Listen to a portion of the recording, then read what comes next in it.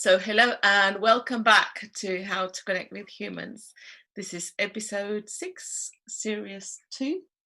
And how are you? I'm good, how are you? I'm good. So nice to have you here. You too. You know what we usually do when the special guest that we have today, she's so wonderful, so beautiful, and she's got a heart that wouldn't fit in this house. So when we see her once a year, like our special activities to do this, and we just have hacks, and she's incredibly loving, and no wonder he specialized so many years on connecting with people and working on transformation, working with all sorts of people, and in work situations or in personal situations. And we love Natasha because she has this very easy, simple way of understanding and communicating. But for us, it was like love at first sight. I think the first minute we saw each other, it was like, we know you, like we are like family. We've been together forever. Yeah. Yeah. So today Natasha's going to be talking about realizing your true self. And if you don't know who we are talking about, this is the amazing Natasha Swerdloff. So hello and welcome. Thank you. Oh, it's so sweet of you to invite me to be here tonight. I really love you guys too, and I'm excited to share this conversation with you guys and everyone looking and watching. Oh, it's wonderful to have you here. Yeah. So, how are you doing today? I'm great. I've had a wonderful, productive day. Got lots of things done. New online program that I'm launching soon, and just lovely things that I'm cooking up. More online than ever, but I do miss the real hugs. But I'm sure we'll get there one day. It'll be lovely. Yeah, should I dive in? Yeah, absolutely. When Please you're do. ready, yeah. Oh, good. Well, when Caroline and Wayne asked me to be here tonight, and I thought of a title. One thing that's really on my mind lately is this thing about realizing who we truly are.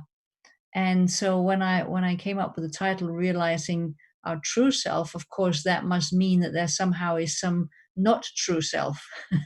So I wanted to speak a little bit about what these two sort of figures are, and what the qualities of the different figures are, and how we can live in a way that embraces both of them by understanding what their true nature is of these two parts of us.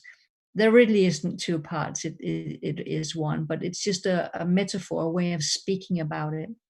So if we start talking about the way we grow up, right? We grow up, we are being told that, oh, you're a sweet little girl or a cute little boy, and so that's one of the first labels we get on. Then we get a name, and then someone might say, oh, you're really good at math, or you're really good at running, or you're certainly good at football. Oh, you're a little clumsy, you don't know how to do that. But so very, very quickly we're brought up in a way that allows us to start seeing things around us, and we learn to say, oh, there's a lamp, or there's a table, and I'm clumsy, or I'm good at math, or I'm bad at running, or whatever. So we start putting labels on everything, and it's wonderful. It's really fun to see children as they learn to speak. So it's the way we learn things. Now, what happens as we get older and older is that we start believing that all the labels that other people put on us and the labels we've put on ourselves are who we are. Right? We think I am my body. We think I am clumsy, or I'm good at math, or I'm not very good at running, or whatever. So we start believing all of these labels, and of course some of them are not very nice. So we think, oh gosh, will people like me if I'm not very good at running? well, maybe I should pretend that I am. Or so we start to create this kind of a separate self, a persona or an ego, as we call it. We start to create this character who is better than we think we are, who always has great hair day, who's always smiling, who always has the sun on their face, and all these lovely Facebook images of successful people. And it's like we're creating almost like a cardboard cutout of ourselves that looks really pretty, and it's just always happy. And we start walking around like, with it in front of us, hoping that nobody will see that we're actually hiding behind, because we think that who we really are is this ugly or not good enough person.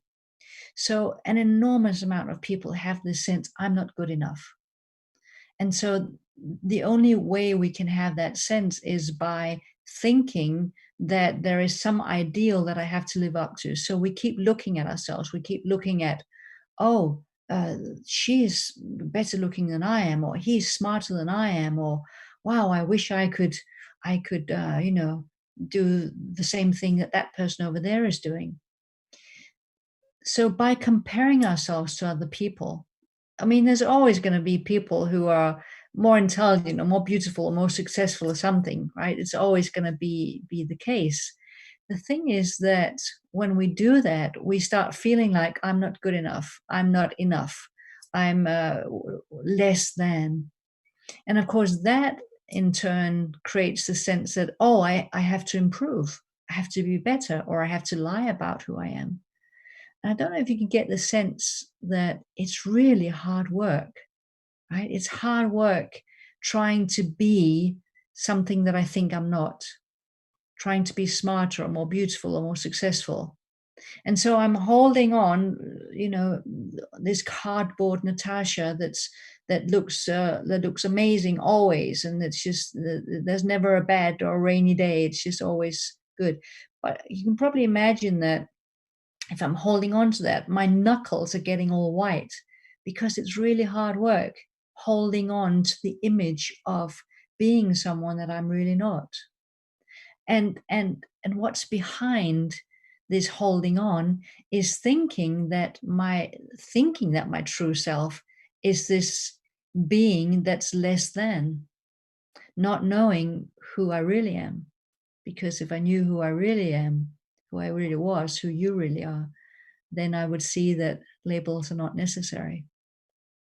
So we walk around, and your cardboard self is meeting my cardboard self, and of course it's quite superficial. How are you? Oh, I'm wonderful. How are you? Oh, I'm great too. Life is just gorgeous, right? So we're sort of lying to each other, trying to be the best of us, and only with our really, really close friends do we say, I feel terrible. I'm really frightened about this corona, and I'm struggling financially. And we don't say those things to a lot of people because we're frightened that they won't like us, that they won't love us.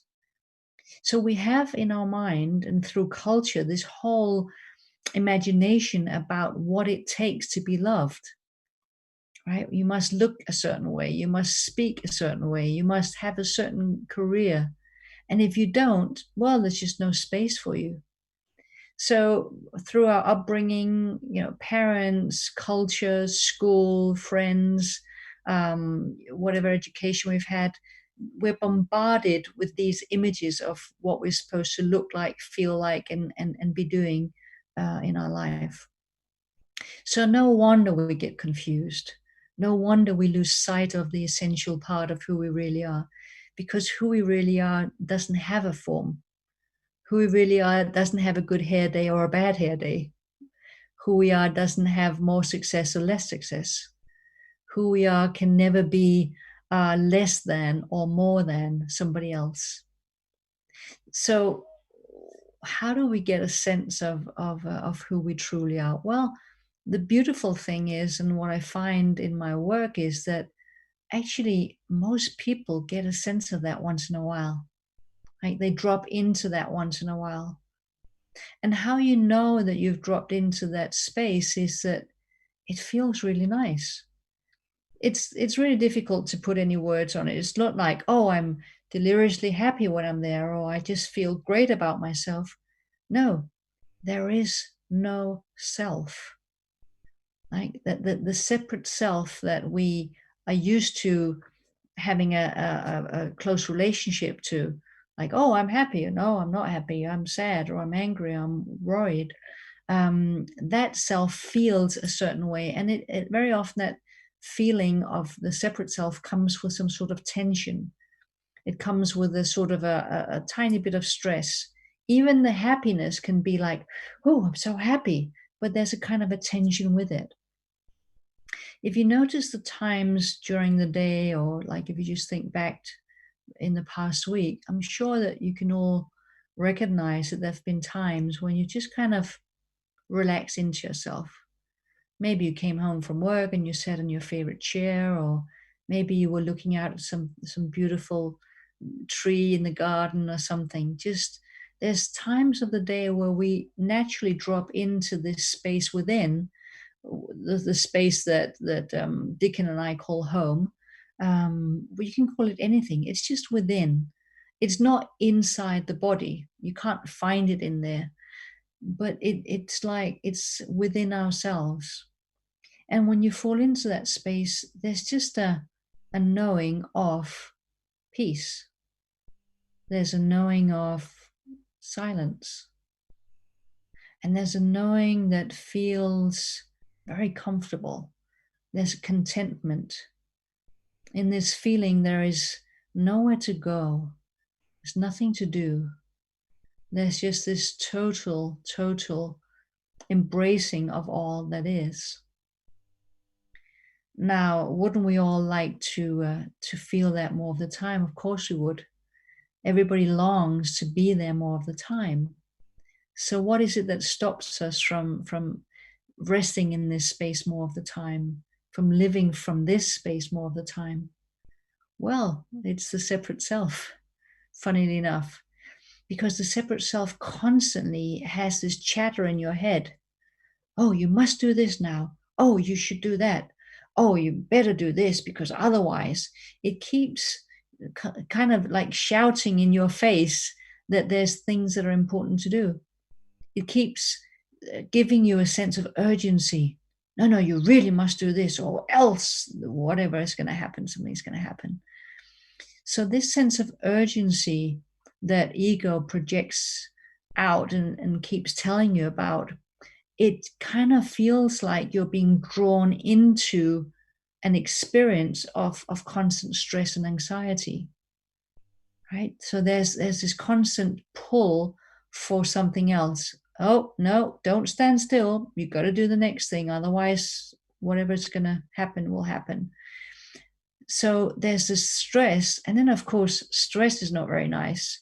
And if we don't know where to look, typically we'll look outside. We'll try and find something that will ease our stress.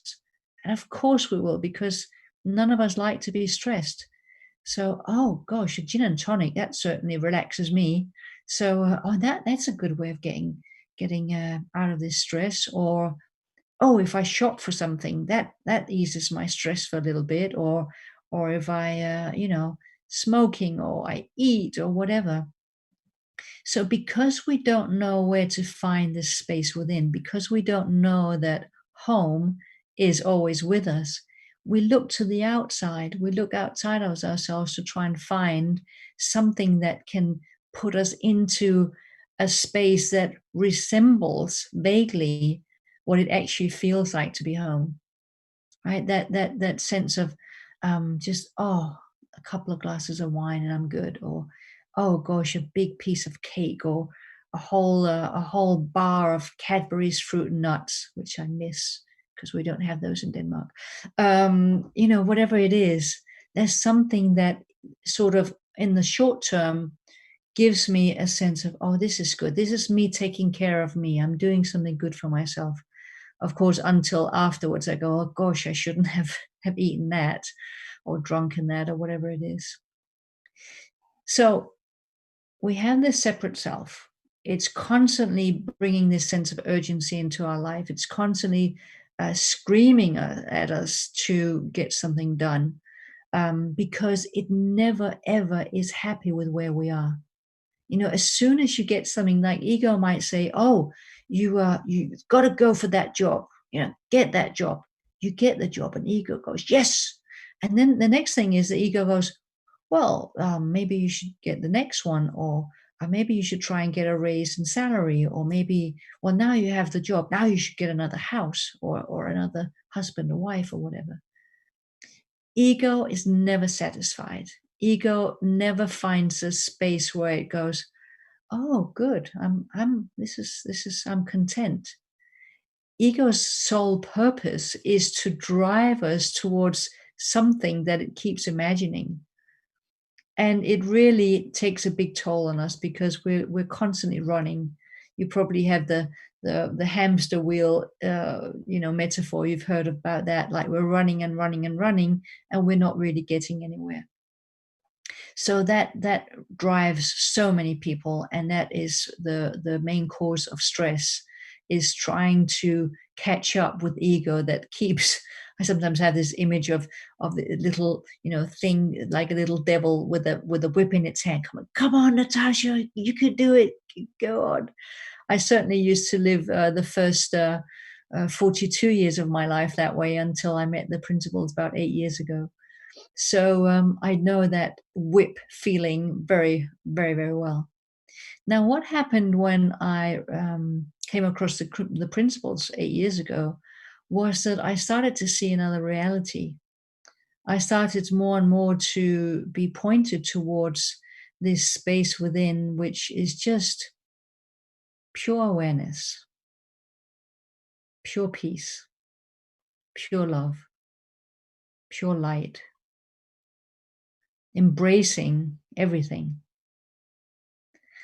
And the more I dropped into this space, the more often I was there, the more that became more and more part of who I am. And it became obvious to me that whenever ego started to scream, because my ego can scream just as loud as you guys, says ego can.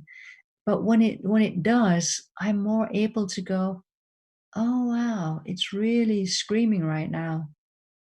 Wow, it must feel uncertain.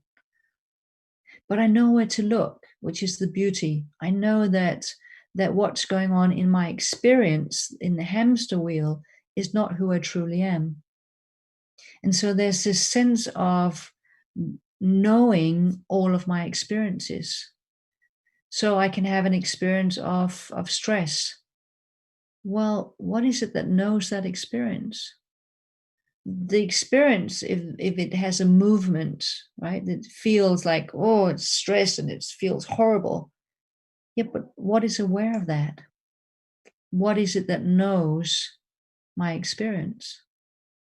If you go to the knowing of the experience, you'll start to notice that the knowing of the experience and the experience are not the same. So you start to realize that there's something that always knows whatever is going on. Another metaphor to use around that is to have a sense that the sky knows the clouds. It knows lightning. It knows tornadoes and thunderstorms, but it's not affected by them. And the sky doesn't mind. The sky doesn't have a preference for rainbows over a thunderstorm. The sky allows everything to go on in its vast open sky, because nothing can affect it, nothing can harm it, nothing can hurt it. And so when I know that I am the sky, when I realize my true self as being this vast open empty space, then it's much easier to allow any experience to come. Okay, there comes stress. All right.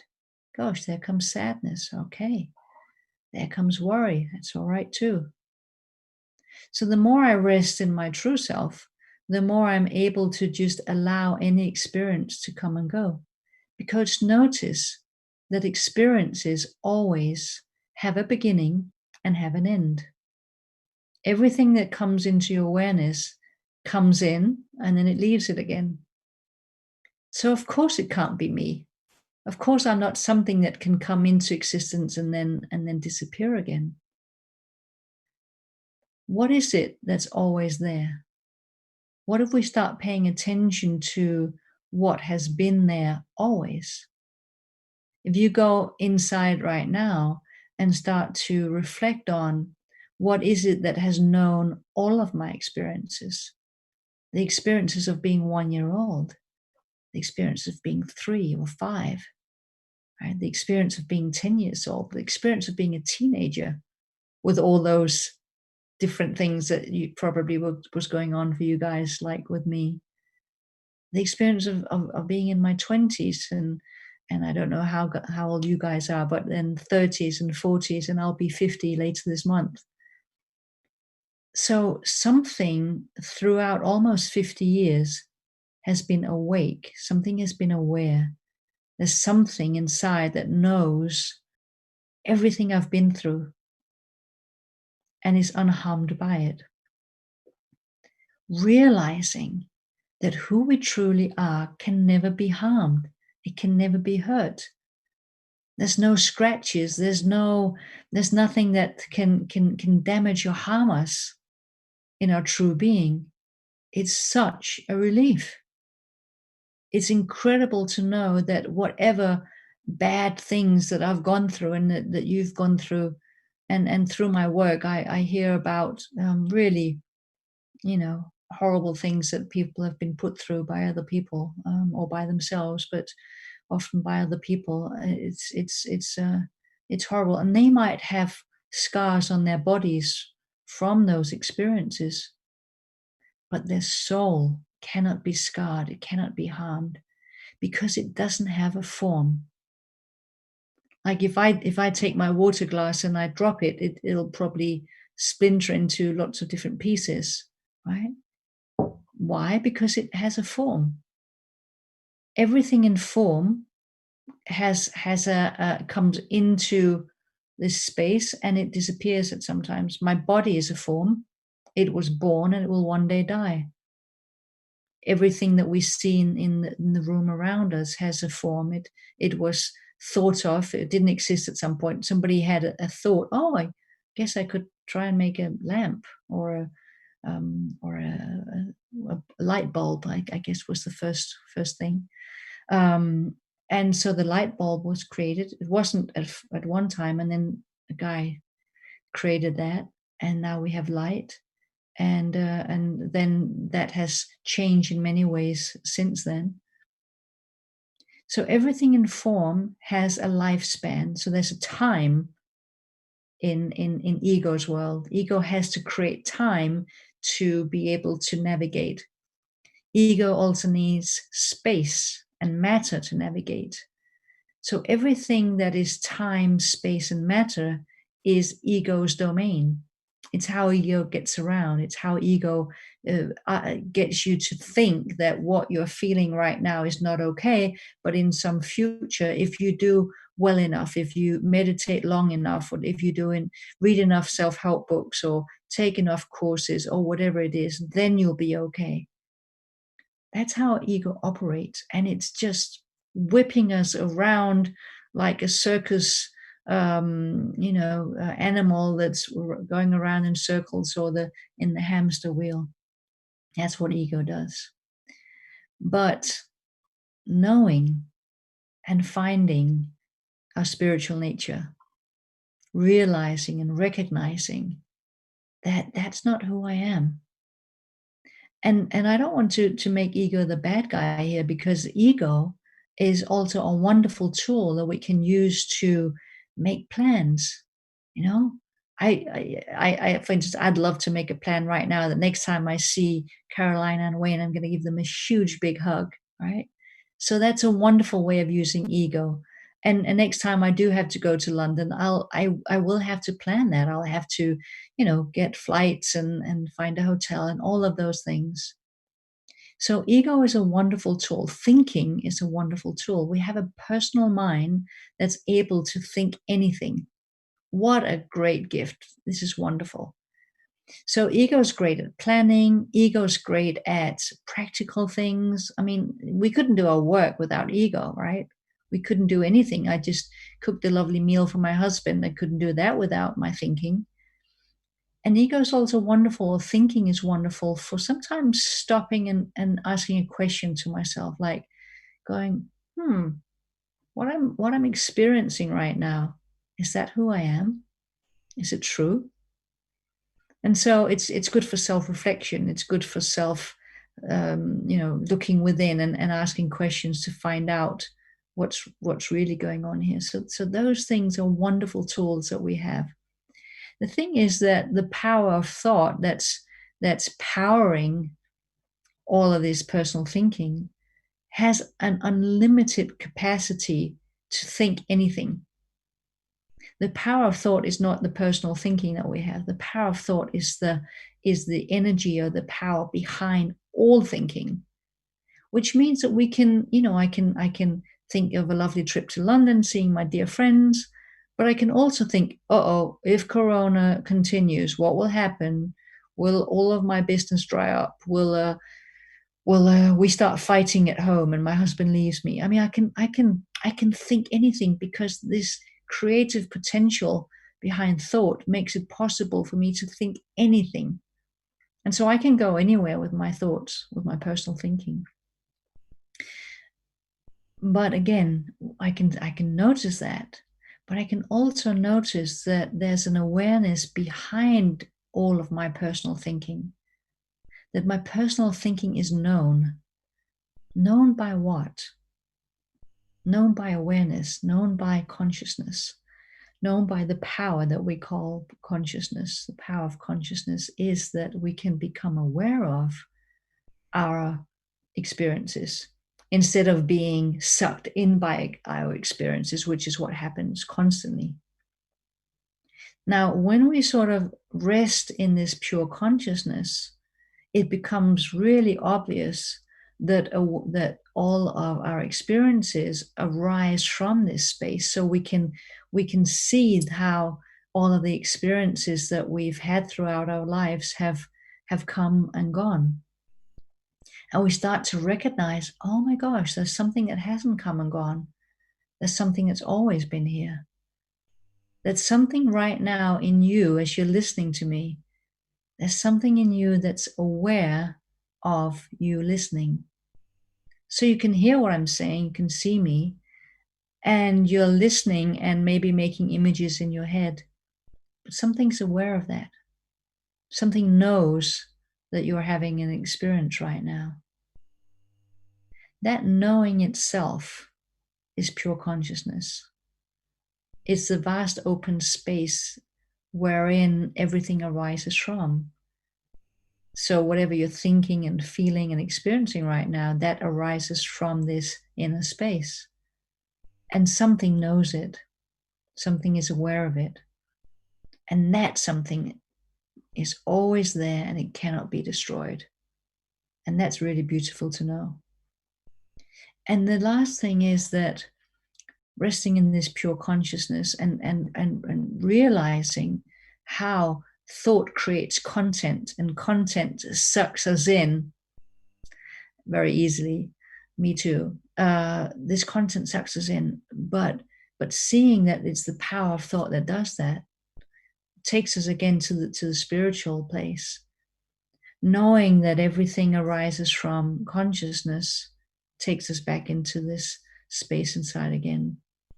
And then also there's something that powers life itself, right? There's this beautiful power that knows how to create anything. We can call it creation itself. We can call it life. We can call it the intelligence behind life. But there's this beautiful power behind everything that has created me and you and everything we see. It's an incredible intelligence that has created everything that we know in the universe. Now, to recognize and to see that I am part of that, you are part of that, of nature, of creation itself, really can make us realize and rest into something has my back. Something is living me. I don't have to do it. it doesn't need my help. Whatever kind of challenges you have, and we all have challenges, of course we do. But whatever challenge you have, the intelligence behind all the universe doesn't have a problem with your challenge. It's tiny for it. It's just a small thing for it. Unfortunately, it doesn't move in time, so it's not that you can have it do something for you that you want to do in the future, because it exists only right here and right now. So being in the present moment, knowing that I am part of creation, I am part of life itself. There's something that has always lived me, that is beating my heart, that's making sure that I breathe, that's making everything in my body work.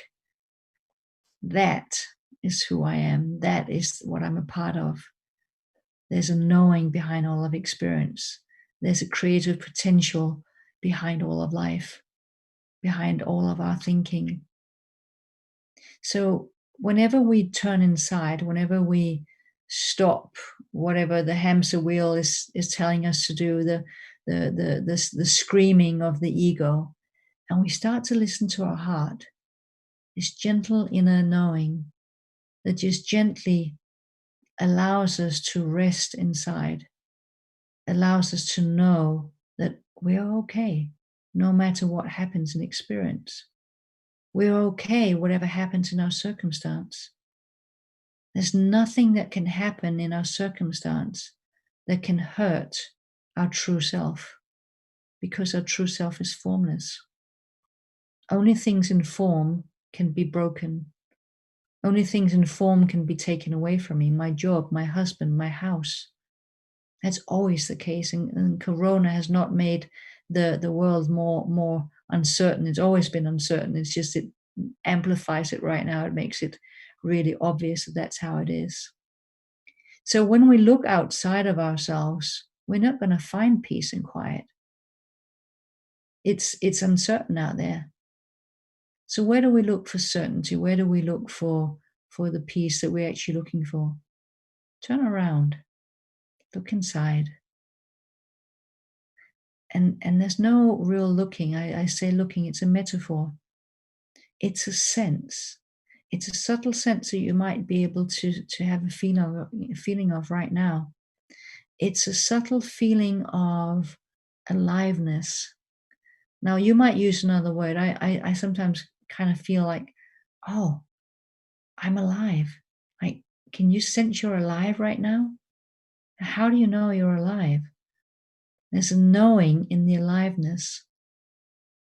Behind the chatterbox of my mind, there's peace. It's always there. It cannot go away. And there's a sense of contentment.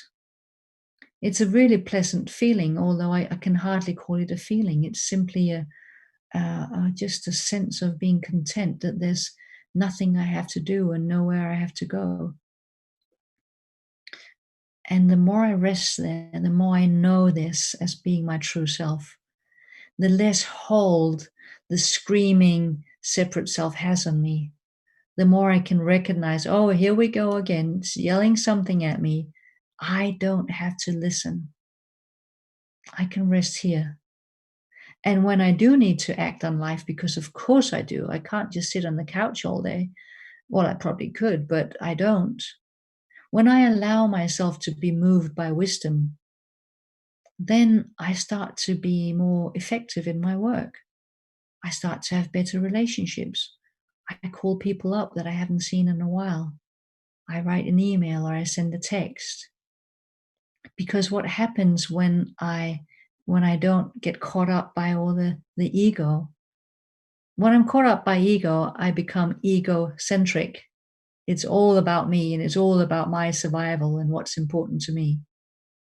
When I'm not caught up there anymore and I rest in my true self, I become other-centric.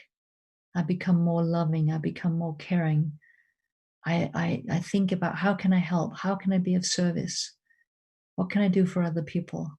That's one of the reasons I love what Caroline and Wayne are doing with these episodes is a way to reach out and just to give to the world, to be of service to the world. And that's such in harmony with who we really are when we're not caught up in our ego. So I hope this has been helpful in sort of clarifying who we are and what is it that sort of trips us up so that we don't rest there all the time. I'd love to hear from you guys. If you have any questions, please raise your hand or say something. Oh. That was amazing. It was just, I think it's just to hear you kind of just take the pressure off yourself in life, because I'm driving home from work earlier and all I could really think about was how much pressure are we actually putting on ourselves as human beings. How much pressure do we actually put on ourselves? And then I just thought, why do we do it? And it just, I don't know, it just really hit me, kind of like, we don't need to. It's like I've always said, I've always had this feeling that there's something that's had my back, no matter what. And there's always been something that's guided me. You know, it just, for me, it just kind of reinforces that. Yeah. I love when you were talking about the sort of mask that we hold in front of ourselves. Mm-hmm. Like so many times we have references about talking behind the mask, or but I don't think in the series we have somebody talking so clearly about that, of like putting this sort of mask together in front of us, and the holding of the mask I absolutely love. And how tiring that is, and how hard it becomes, that it starts, wisdom starts telling us that that's really uncomfortable to keep going with that. I love it. And the other thing I felt was like, oh, life is wearing me. Like I love that. So yeah, that was beautiful. And so we're gonna mute people so you can either unmute yourselves. I'll let you do it. And or just put your hand up, so it's up to you. Whether you want to share something or you want to ask something, please do. Yeah, I love questions, and I'd love to hear from you. If you heard something new, if something touched you, I'd just love to hear from you guys.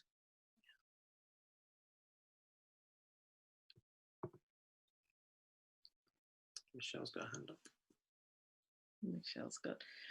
Can you unmute yourself, Michelle? I can, yeah. Yeah. I can. Do you know, this is hilarious. This is so hilarious. I've just had an insight straight there. Do you know, I hesitated to put my hand up because I thought, oh, bloody hell, I'm always the first person to put my hand up. And then, so the last couple of weeks, I've been really aware of that. And I've like held back because I thought up here, oh, what are people going to think if I keep putting my hand up every 5 minutes? Right, I'm going to get to my point now. Natasha, that was absolutely just so beautiful. And what Carolina and Wayne said at the very beginning about how you managed to put things in such a simple way to get it across is just incredible. I felt myself like go to that place. I felt myself go to that place of peace and just being. I think the thing I wanted to share more than anything was, like, I have had since the 8th of July, that was when I woke up. So it's only 9 weeks now. 9 weeks to the day, in fact, to the time, probably. There you are. There's a bit of synchronicity for you. I have just gradually, it's not been a like an every 5-minute thing, but I've gradually let go. And I had such a tight control on my life. I mean, I literally controlled everything to the minutest detail. And since letting go, I've just felt so much more at peace, so much happier. I found emotions, like feelings, and I'm very much aware now of, like, thought, you know, thought, it's my thoughts about things that create my feelings. And just today, I've had 3 enormous insights, and they just keep coming. They just keep coming. And it is the most beautiful thing I've ever experienced in my whole life. It honestly is. And I mean, I owe such a debt of gratitude to Wayne and Carolina, because if I had not happened across this, and I know that wasn't a coincidence, if I had not happened across this series, I wouldn't be where I am today. And it's just, sorry. I have cried so many tears of joy over the last few weeks.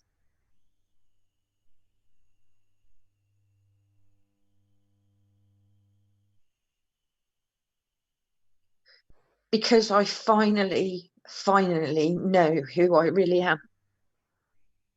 And I'm so grateful. I'm so grateful. And yeah. I'm not going to say any more for the minute. Thank you. Oh, thank you, Michelle, for sharing that. That's beautiful. I love that you've come to realize who you are, and insights keep coming, and they'll continue. You keep looking in this direction, and it's a never-ending story, really. It just keeps going on. It's really beautiful. Thank you so much for sharing that. And Thank you. And for being first. I'll take that. Thank you. Anyone else who has a question or an insight or something that you found helpful in what I said? We've got Martine. So Martine, would you like to mute yourself? There you go. So, tack, Natasha. Oh, It was beautiful. I really enjoyed your talk. And as you were talking, I was thinking about my sisters and the tailspin for the last 6 months. And I keep telling her, now go back to the present moment. And she went, well, my present moment sucks. This happened this morning and that happened. So, well, you're on the phone with me right now. So on the phone right now, those things are not happening. And part of the problem, she's being gaslighted by her ex-husband. So even her phone he put a virus on the internet. So if she phones someone, the phone number changes and it rings somewhere else, or the line will cut, or the music will start. Plus all kinds of weird shit is happening. But I try to keep her back to the present moment. And she feels that until somebody, not that he pays for all the damage he's been doing, because he's been phoning everywhere and destroying her reputation. So when she tried to get help, well, she's turned down. And in her mind, until somebody listened to the tapes of things that conversations, and until somebody take her seriously, until this and that, she won't be happy. And I tried to put her back to the present moment, and that her happiness doesn't, yes, right now it sucks what she's going through, but it's not who she is and what's happening to her. And she, no, I won't be. I'll be happy when the shit is open. I'll be happy when people take me seriously. I'll be happy when the police finally does something about it. And each trying to no, there would be resilience, and resilience means that I'm weak. And I've been last 6 months trying to point her in the direction, sometimes gently, sometimes more bulldozer. How can you put them slightly turn gently, look in the direction that they're fine? Yes, right now it's not fun, or day-to-day life is not fun with all this gaslighting thing, but it's not who she is, and she could be fine no matter what. And I have no success whatsoever so far. And so can I share a little story with you that might be helpful? So some years ago, my mother was depressed and anxious, and it was really horrible. Like there was 2 years where she would be in her bed for 2 minutes, and she'd go in and sit on the couch for 2 minutes, and she'd go outside and smoke a cigarette for 2 minutes, and then she was constantly in movement, and she felt horrible. It was like she was being haunted by internal demons. And I was watching, how painful it was for her, and for my father to watch that, and for me to watch it. So the whole family was really suffering with her. And of course, with my understanding, I did what you were doing. I nudged her. I put Sydney Banks tapes on for her. I gave her books. I did, long conversations. I did everything I could. And what happened was I had so much thinking about her. Like I was constantly thinking, what can I do? Okay, I've done that. Okay, tick that one off. Have you tried this? No, we could try that next time. Like I had so much thinking that I was not seeing what was really needed.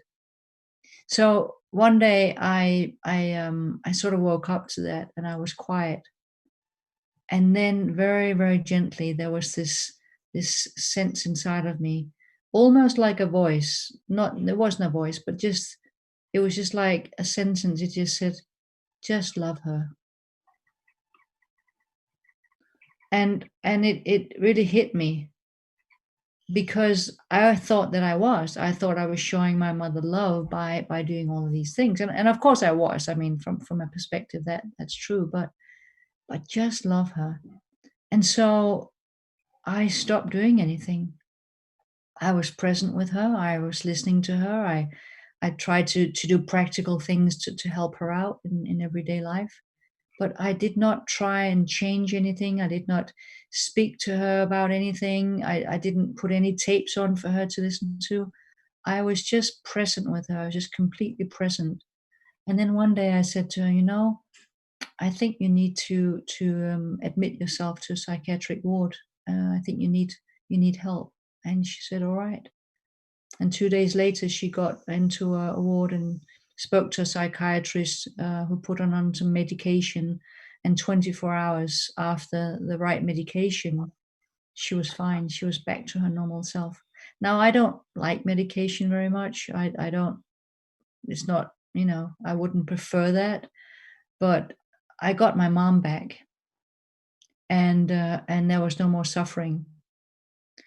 So I don't know if that can help you at all. That's just from my personal story.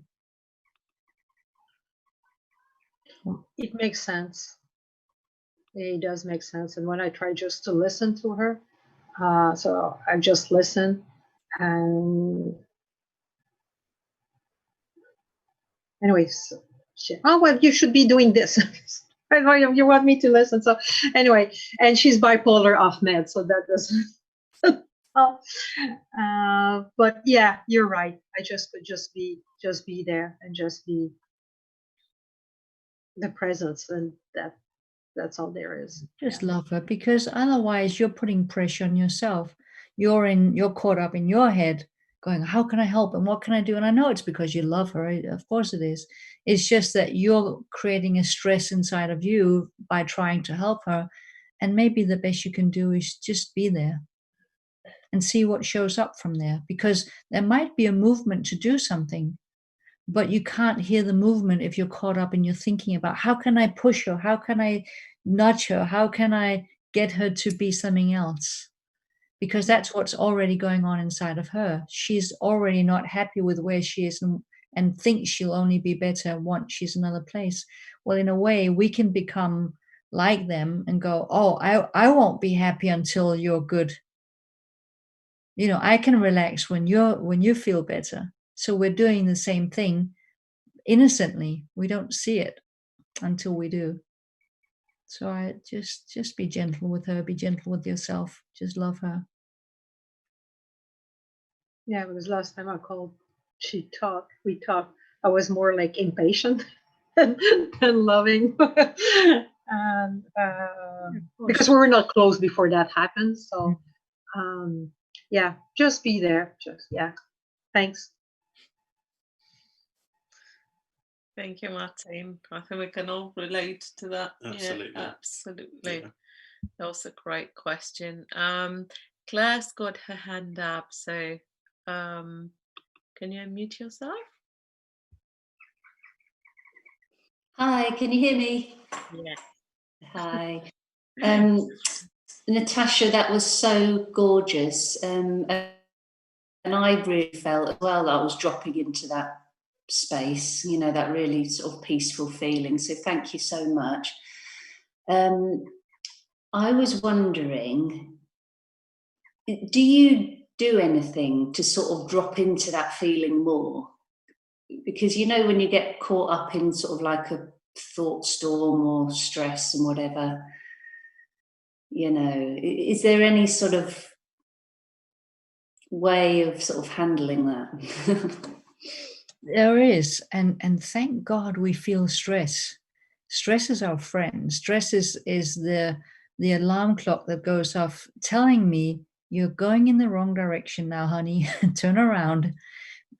For instance, the other night I woke up at 4 a.m. and I had a lot to do the next day, and so I'm waking up at 4 going, gosh, you've got to do this and that and the other, and there were so many things, and how are you going to do that? And then you have, you know, and so I was feeling stress at 4 a.m. And then that stress, I went, wait a minute, this is really uncomfortable. What am I doing? I'm thinking about something that hasn't even, I mean, it wasn't even, I couldn't get up and work. Well, I could have, but I didn't.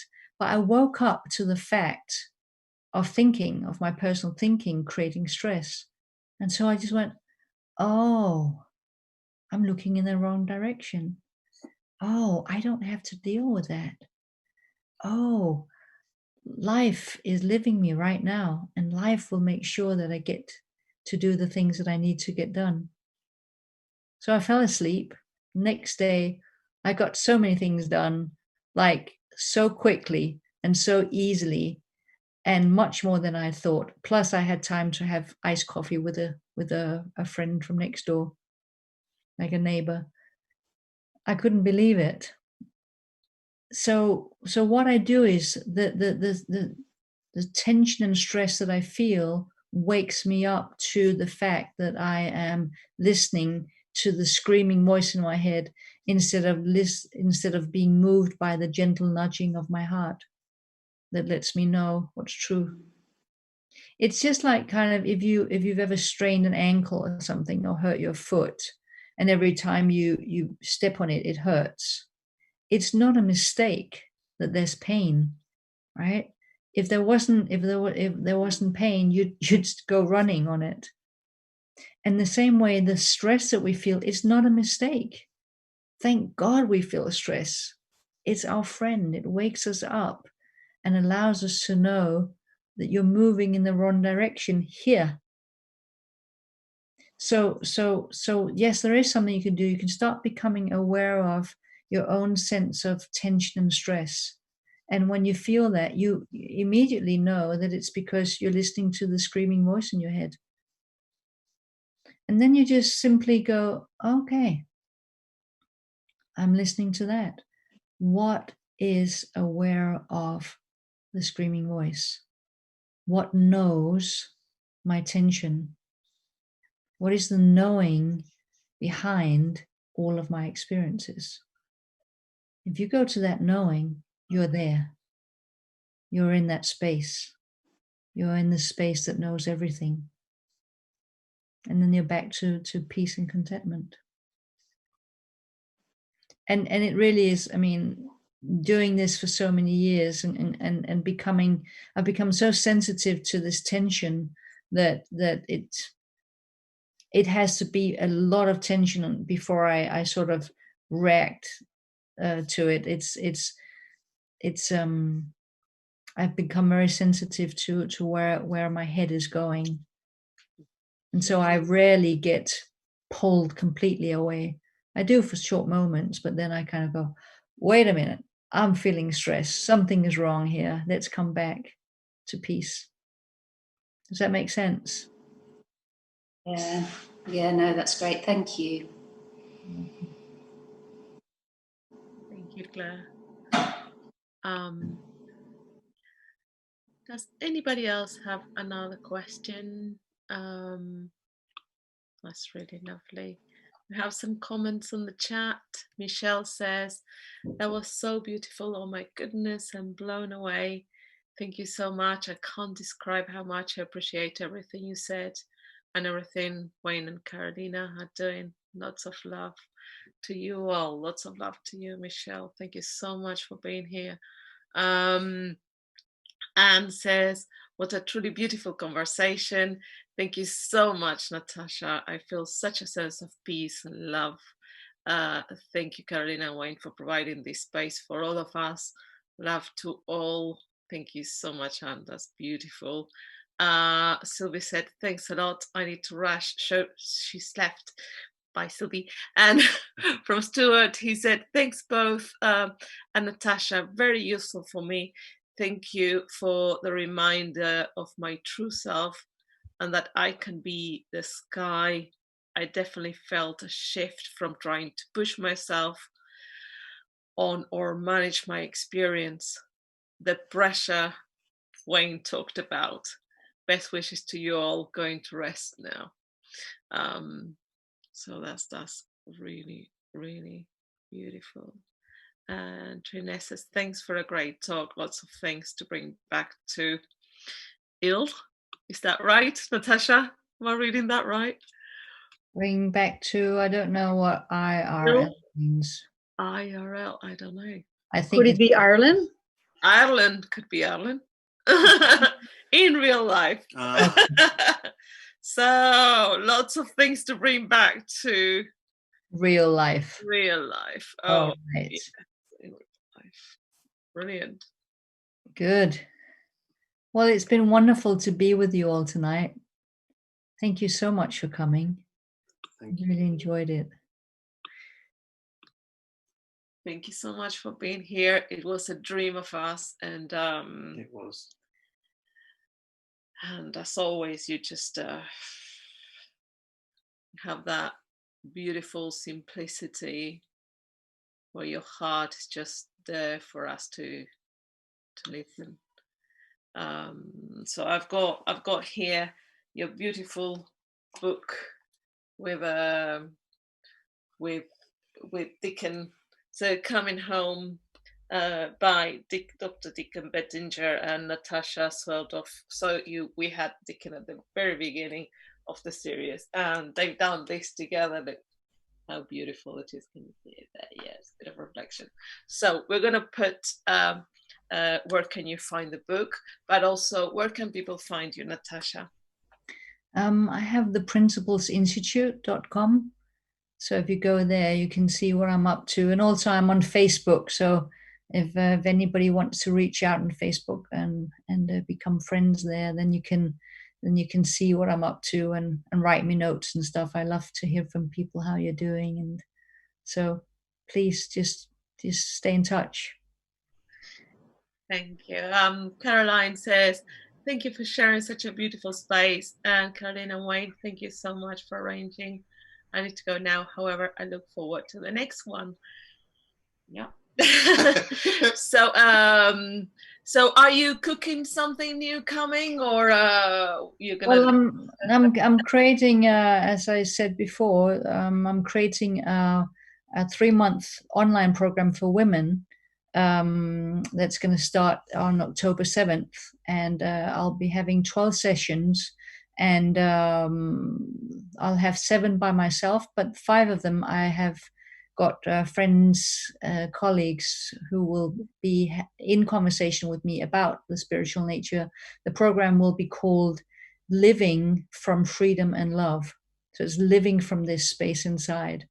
And I'll have conversations with Dr. Linda Pettit, Dr. Amy Johnson, Christine Heath, Rohini, and Barb Patterson. All those 5 gorgeous women will have conversations with me about our spiritual nature and what it means to live from freedom and love. And so if you are on Facebook, then and you're not friends with me yet, if you want to be friends with me, then you will also see what I'm up to, because I'll post it there. That sounds like an absolute treat. So it does. Well, yeah, I think I'm just gonna have to like put the lipstick on and put the eyeliner on and just yeah.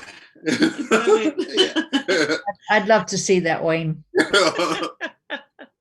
So we'll put all the links underneath the video and in the group, so people can find all of that. That sounds absolutely amazing. Thank you so much, Natasha. And thank you. It's a pleasure. Yeah. And next week we're having Liliana Verlini. Absolutely.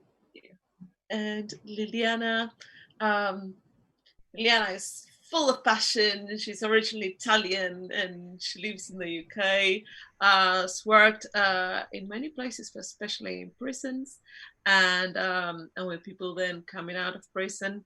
When we talked, one of the things that happens usually with a lot of our guests is that we say, well, is there something in particular that you want to talk about? And usually either the guests have a very clear thing they want to talk about, like Natasha have a very clear thing that came to her, that was what she wanted to talk about, realizing your true self.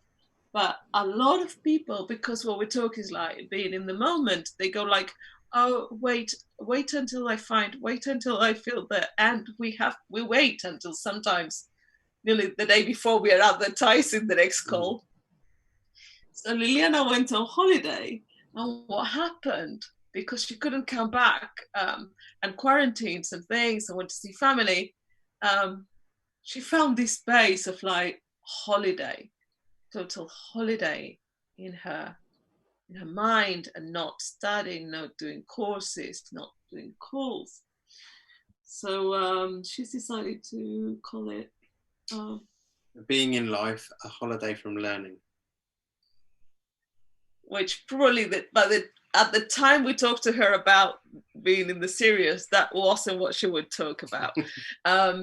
So, you know, the beauty of actually being in the moment of what Natasha was pointing at. So we'll see you next week. That's going to be 7:30 UK time. And thank you so much to all of you for being here. Thank you. Thank you. Thank you. Goodbye. Bye, everyone. See you soon. Take For care. See you another time. Bye. Bye. Bye. Thank you.